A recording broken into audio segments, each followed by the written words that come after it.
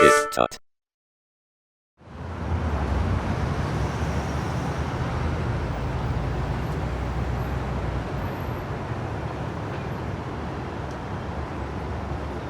Hello everybody and welcome back to TipTut. Today we're doing something inside of After Effects. We are tracking a piece of graffiti onto a wall in 3D space. This doesn't have to be graffiti, it can be anything you want. It can be text, it can be graffiti like this, it can be floating elements, it can be a 3D element. This is a really versatile technique and it's surprisingly easy for the user. It's quite computer heavy, but it is fantastic and works really well, as you can see here. I'm also going to be talking a little bit about how to make a graphic look like it's actually sitting there in the environment.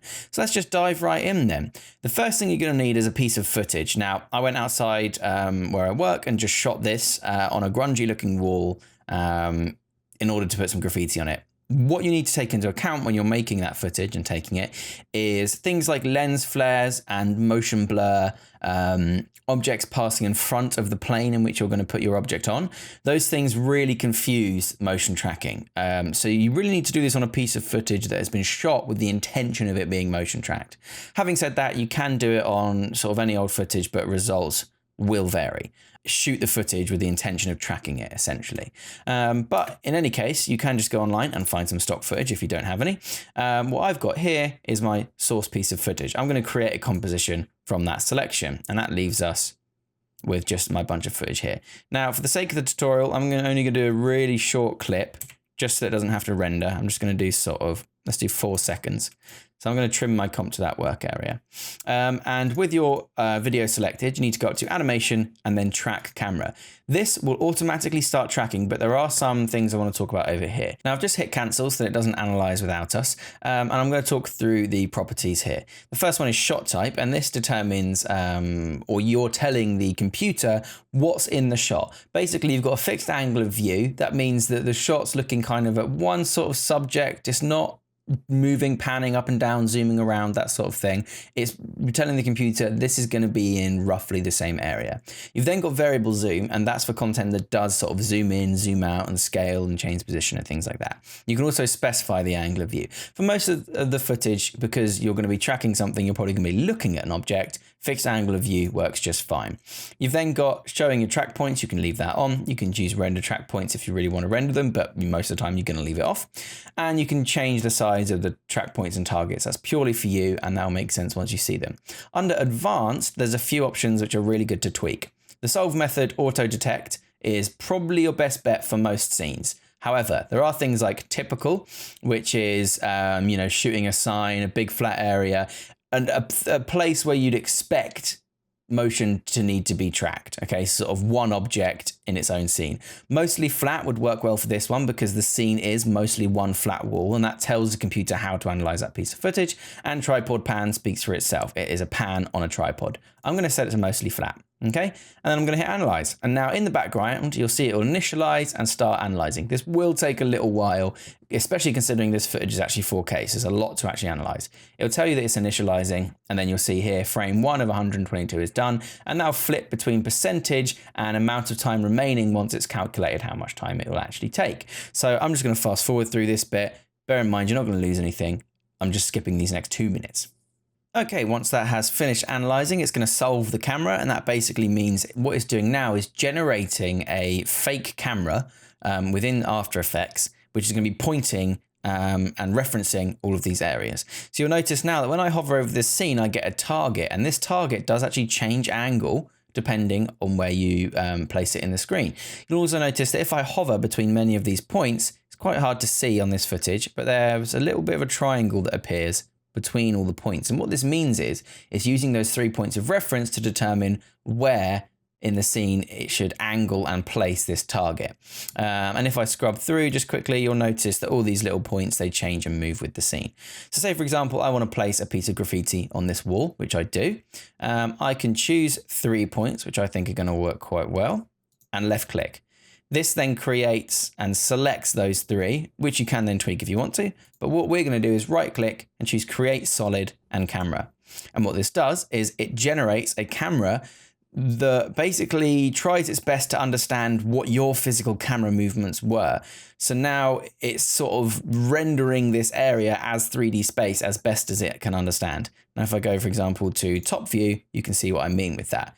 There is our solid in our scene. Here is where it's estimated the camera is, and this is our frame. So when we go back to auto, you go back to active camera, you'll notice that that triangle now represents the frame here that it's looking at, and that solid, which is off in the distance, is actually rendered in this space as if it's on the wall. Nice and simple. Really, we're done. All we need to do is link our text or whatever to this solid, but I will go into a bit more detail. The first thing I'm going to do is illustrate the point that this is still editable. For example, at the moment it's sitting a bit wonky. If I drop my image into there, it would be slightly wonky. So if I bring up my rotation tool and sort of just shift that Z rotation a little bit to say like -3 or -4, that will straighten out a bit. I can edit this solid, I can stretch it, I can squish it, I can do really whatever I want. But what I want to do is replace this solid with an image. Now to do that, I'm going to have to select my solid within inside my layers palette, go over to my project and choose the image I'll be replacing it with. It's this graffitied piece pattern. Now with both of those selected, that's very important, I'm going to hold down Alt and click and drag this over my solid. And what that does is replaces the layer but keeps the properties, like so. You can see now that this faded sort of piece icon here has now replaced the solid in the scene and in 3D space. So if I bring this down to 1/4 all the time, you'll notice that it does track with the scene as you stand up and move around. How well it does so, we're going to have to wait and see once it's rendered. But this doesn't look like it's actually in the scene at the moment. To do that, you're going to need to tweak the settings. And this does depend entirely on what your item is, whether it's text, whether it's like a pre-faded graffiti icon that I've got here. I do recommend an image that you have already edited. For example, I took this into Photoshop and faded it down a little bit to make it look more like graffiti. But what I found for this particular one is if you change the mode to overlay, duplicate that layer and put the opacity of the second layer down to about 50, that kind of sets it into the scene a little bit. What I've also done in the past is added a Gaussian Blur. Now this little box is a plugin that just lets me quickly select effects. However, you'll get the same thing if you go to your effects panel, which I never have open anymore. Here we go, effects and presets. You'll get the same thing. It's just a quick shortcut. Add a little bit of blurriness to that, maybe 15 pixels, and do that to both of those layers. And that sort of sets it into the scene just a little bit. You can then come in and tweak this if you wanted to, the position. Bearing in mind that these are 3D layers, they move in 3D space. And if you push them too far out, it might not look quite as good because obviously you've tracked that exact position. But I know this is a flat plane and will therefore look all right. So let's quickly RAM preview this and see what it's come up with. Not too shabby, actually. There's some quite severe camera movement in there, and it does sit in the scene pretty well. What you want to look for when you are doing this is under your footage, underneath advanced, you want an average error of less than 1 pixel. Because then when the camera is moving around, people aren't really going to see an error that small. If it is above that, it's probably not good enough, and you're going to need to reanalyze, choose a different set of 3 points. Just one more thing. If I select this 3D camera tracker, I promise I'd tell you what these things do.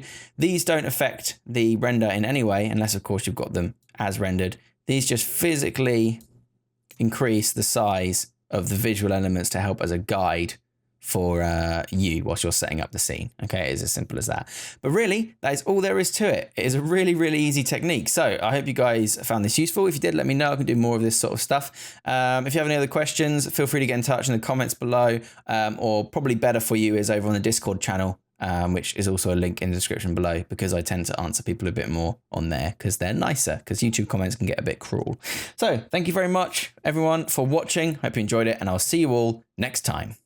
Remember to subscribe for more tips, tricks, and tutorials. Thanks for watching.